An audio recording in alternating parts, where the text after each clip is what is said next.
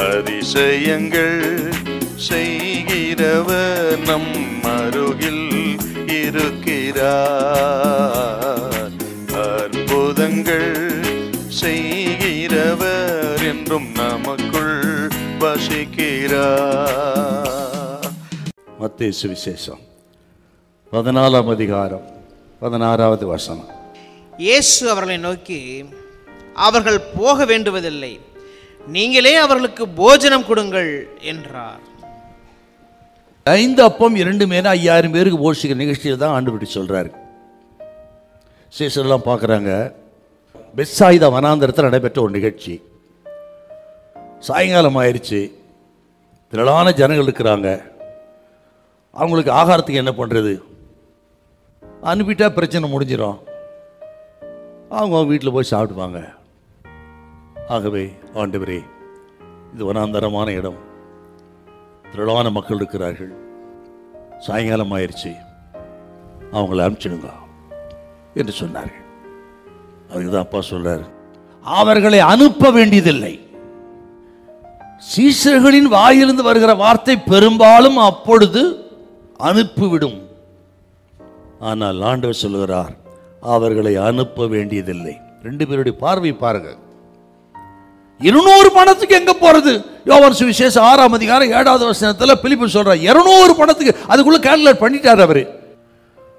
அந்திரேயா சொல்றாருங்க, அதே நீங்க 6 வாசிச்சு பாருங்க. இங்க ஒரு பையன் இருக்கிறான், அவன் கையில் 5 அப்பா 2 மீன் இருக்குது, இது எம்மாத்திரம். அவர் அதுக்குள்ள கால்குலேட் பண்ணிட்டார், எவ்வளவு இருக்கிறாங்க, இது எவ்வளோ. எல்லாம் எதிரான நிலைமை. அங்கேதான் கர்த்தர் சொல்லுகிறார், இவர்களை அனுப்ப வேண்டியதில்லை என்றால் தேவனுக்கு ஒரு திட்டம் ஏற்கனவே இருக்கிறது. அந்த திட்டத்தை தான் இயேசுநாதர் பார்க்கிறாருங்க. இந்த வனாந்தரத்தை அவர் விருந்து சாலையாய் பார்க்கிறார். பசியா இருந்த மக்கள் தாகம் தீர்க்கப்படுவதை பார்க்கிறார். கவலையோடு இருக்கிற மக்கள் மகிழ்ச்சியோடு திரும்பி போவதை பார்க்கிறார். சீசர்களுக்கு என்ன சூழ்நிலை இருந்தது, அதே சூழ்நிலை தான் இயேசுவுக்கும் இருந்தது.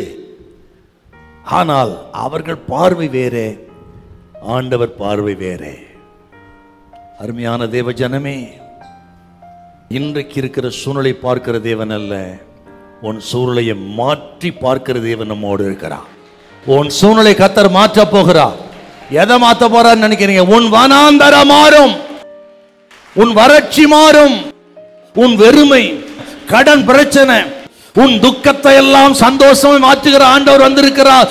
எந்த மனுஷனையும் பிரகாசிப்பிக்கிற மெய்யான ஒளியாகிய இயேசு உன் குடும்பத்திலேயும் உன் பிள்ளைகள் மத்தியிலும் உன் இருளை வெளிச்சமாக்குவார். தரித்திரங்கிற இருள் விலகும், பாவம் என்கிற இருள் விலகும், பில்லி சூன்ய கட்டுகளுடைய இருள் விலகும். எந்த மனுஷனையும் பிரகாசிப்பிக்கிற மெய்யான ஒளி அதை செய்வார். ஹல்லேலூயா, ஹல்லேலூயா.